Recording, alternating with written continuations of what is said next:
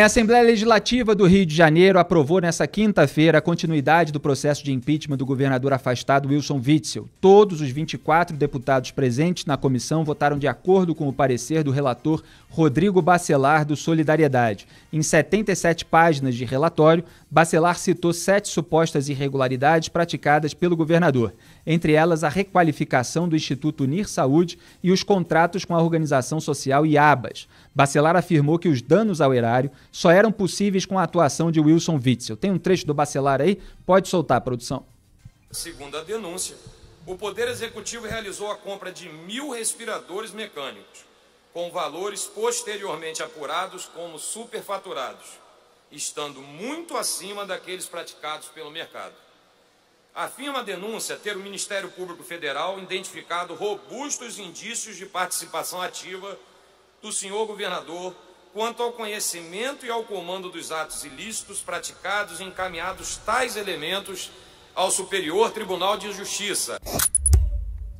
Muito bem, o governador Wilson Witzel foi afastado no fim de agosto, então governador, pelo ministro do STJ, Benedito Gonçalves. Ele e outras 8 pessoas, incluindo a primeira-dama Helena Witzel, também foram denunciados pela Procuradoria-Geral da República por corrupção. O deputado Luiz Paulo, do PSDB, que é um dos autores do pedido de impeachment, detalhou os crimes cometidos pelo governador segundo a PGR e defendeu que lavagem de dinheiro também caracteriza crime de responsabilidade. Pode soltar. O governador recebeu 280 milhões de reais para beneficiar organizações sociais da área da saúde, corrupção passiva e depois ocultou essa vantagem ilícita, lavagem de dinheiro. Os fatos imputados, além de configurarem crimes, também são tipificados como atos de improbidade. A corrupção ativa caracteriza ato doloso de improbidade.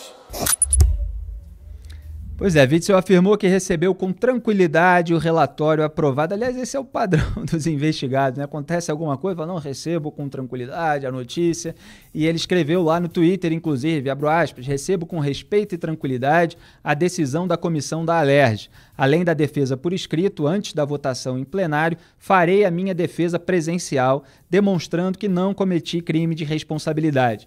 Tenho confiança em um julgamento justo.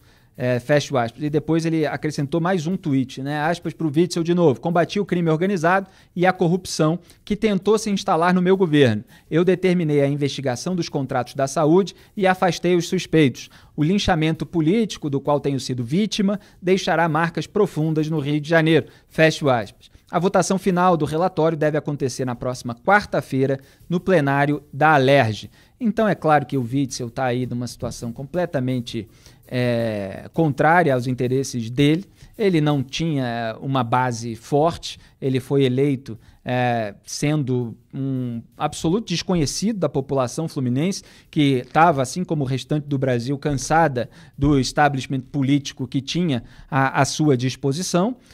O Witzel surfou nessa onda do bolsonarismo durante a eleição, teve o apoio da família Bolsonaro. Flávio Bolsonaro fez campanha junto com Wilson Witzel. Depois é que eles começaram a se estranhar e a se atacar de uma maneira avassaladora. Inclusive a Cruzoé mostrou que parte ali dos elementos a respeito da sujeira no governo do Rio de Janeiro chegaram à Procuradoria-Geral da República depois de terem passado ali por um gabinete do Palácio do Planalto. O que são coisas diferentes. A gente jamais atribuiu exclusivamente a esses fatores como se não houvesse a sujeira. A sujeira existe. O que acontece é que também existe um interesse político de que ele fosse afastado, etc. Claro que quem cometeu a sujeira tem mais de ser afastado, tem mais de ser preso. Existem algumas questões a serem debatidas em relação ao processo jurídico, se deve ser por uma decisão monocrática, como aconteceu, embora depois ela tenha sido confirmada pela turma no STJ, ou se deve passar também pela aprovação da própria Casa Legislativa. Eu lembro que o Supremo Tribunal Federal, no plenário, acabou decidindo encaminhar as medidas cautelares contra o Aécio Neves à Casa Legislativa, que então era o Senado quando ele era senador. Então a primeira turma do Supremo havia determinado o recolhimento noturno e, se eu não me engano, até o fim do mandato do Aécio Neves. a primeira turma do Supremo, mas aí o caso foi para o plenário achou que não podia tomar essa decisão sozinha, que dependia do aval dos senadores para ver se o Aécio teria o seu mandato cassado e teria de ser recolhido à noite. E, obviamente, quando isso foi para o Senado, os pares, que a gente conhece muito bem, trataram de aliviar a barra do Aécio e ele acabou mantendo o seu foro privilegiado e depois foi eleito deputado federal. Ficou com a imagem desgastada, desceu um degrau ali de casa legislativa, do Senado para a Câmara dos Deputados, mas conseguiu ficar lá na dele, onde está até hoje, né? Fica lá escondidinho, sem aparecer muito, enquanto o Supremo garante que nada aconteça com ele. Muita gente de má fé atribui isso à Lava Jato, o fato do Aécio não ter tido ainda uma pena mais dura, mas isso se deve exclusivamente ao fato dele ter o foro privilegiado, porque a Lava Jato e os seus desdobramentos fizeram o seu papel, como a gente tem visto, inclusive, a Lava Jato atingir o José Serra e também o Geraldo Alckmin. Então, no Rio de Janeiro, o que aconteceu é que já existia um esquema na área de saúde do governo, né, comandado ali pelo empresário Mário Peixoto e outras pessoas, e quando veio a pandemia, esse pessoal viu nas oportunidades que havia de fazer as coisas com menos fiscalização em razão da urgência, uma nova oportunidade de faturar ainda mais. É essa a impressão que fica para a gente depois de todas essas informações virem à tona. Não é que surgiu ali um esquema novo durante a pandemia, o esquema já existia. A pandemia foi mais uma ocasião para que os ladrões pudessem roubar. Obviamente, uma ocasião oportuna para eles, mas inoportuna para o resto da sociedade, que precisa de tratamento, precisa justamente de saúde nesse momento tão delicado pelo qual passa o país, apesar de todas as narrativas negacionistas. Então, o Witzel acabou, por meio do escritório da sua esposa, recebendo aí esse dinheiro, e ele ainda não deu uma argumentação sólida para se explicar. Vocês vejam que a declaração dele, nesses 2 tweets, é assim: eu ainda vou me defender. E ele fala presencial, talvez até para alfinetar o Bolsonaro, que está fugindo do depoimento presencial, mas é claro que ele não está com força política nenhuma.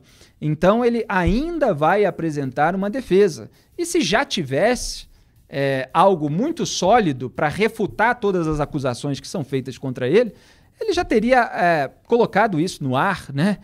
Seja num site, na internet, seja dado um discurso, uma entrevista coletiva, respondendo a todas essas questões de uma maneira bastante clara, mostrando documentação, mas, pelo visto, está difícil para ele explicar, está difícil para ele comprovar que houve efetivamente serviços de advocacia prestados pela Helena Witzel, pela sua esposa, né? E não que houve os contratos fictícios com o escritório dela para servir de propinoduto chegando até ele, em troca, evidentemente, de oferecer aí a gestão de hospitais para aquelas empresas ligadas a essa turma do Mário Peixoto. Então, eu lamento profundamente o estado atual do meu Rio de Janeiro, e agora a gente tem uma corrida, inclusive, para a prefeitura, que a Cristiane Brasil é candidata de dentro da cadeia, para vocês verem a que ponto chegou o Rio de Janeiro. E o Eduardo Paes, que é o candidato de oposição ao Marcelo Crivella, que também está aí alvejado por QG de propina, guardiões do Crivella, que são aqueles milicianos tentando impedir o trabalho da imprensa na porta do hospital. O Eduardo Paes também foi atingido aí por investigações, estava citado ali no caso da delação do Cabral, que o Toffoli mandou arquivar e que a Rosa Weber ainda vai analisar, né? Então, o Rio de Janeiro, lamentavelmente, nessa situação trágica.